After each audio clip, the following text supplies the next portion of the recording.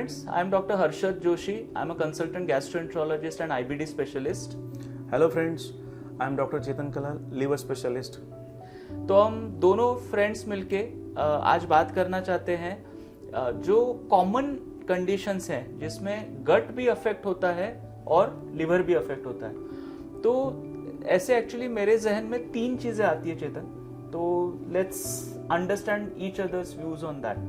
तो मेरा एक पहला क्वेश्चन ये था कि मेरे पास कई सारे पेशेंट्स आते हैं, बोलते हैं कि डॉक्टर साहब मतलब आते तो हैं पेट की तकलीफ लेके और बोलते हैं कि मेरा स्टूल पेल कलर का या वाइटिश हो रहा है। तो मैं हमेशा बोलता हूँ कि भाई ठीक है, पेट की जांचें तो करानी ही चाहिए, बट साथ साथ में लिवर टेस्ट भी करनी चाहिए।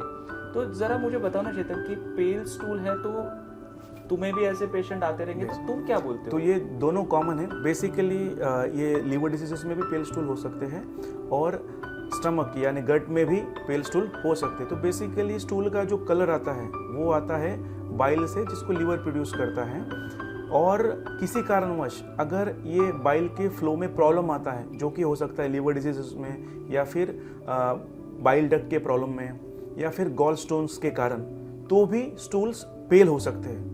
बट हाँ, हर पेल स्टूल या 1-2 बार का पेल स्टूल जरूरी नहीं है कि वो लीवर डिसीज से या फिर ये प्रॉब्लम की वजह से ही हो।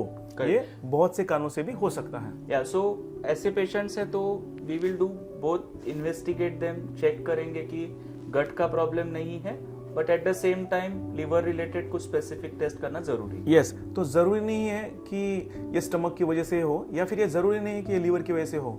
बट हाँ, अगर ये बार बार हो रहा है, फ्रिक्वेंट हो रहा है, कंटिन्यूसली हो रहा है, तो आपको डेफिनेटली प्रोएक्टिवली इसकी डिटेल में जांच करवानी चाहिए, जिसमें हम लीवर फंक्शन टेस्ट करते हैं, साथ में बाकी के और रूटीन टेस्ट भी करते हैं। ज़रूरत पड़ी तो हम सोनोग्राफी करते हैं और फिर उसमें अगर क्लैरिटी नहीं मिली तो हम आगे चल के डिटेल एग्जामिनेशन जैसे कि MRCP या फिर एंडोस्कोपिक अल्ट्रासाउंड, जिसे EUS कहा जाता है, ये भी करते हैं जानने के लिए कि इसका रीज़न क्या है।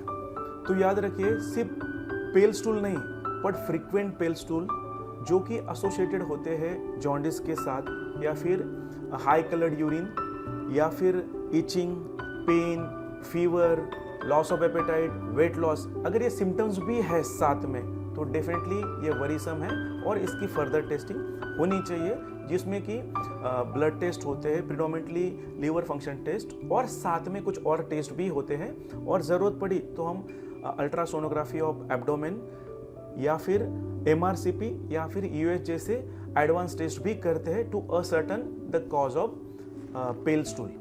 राइट। सो याद रखिए, हर pale stools intestine related problem से नहीं होता और ना ही हर पेल स्टूल लीवर की वजह से होता है। बट हाँ, any pale stool persistent with symptoms definitely needs investigation। yes, आगे उसकी जांच करनी चाहिए।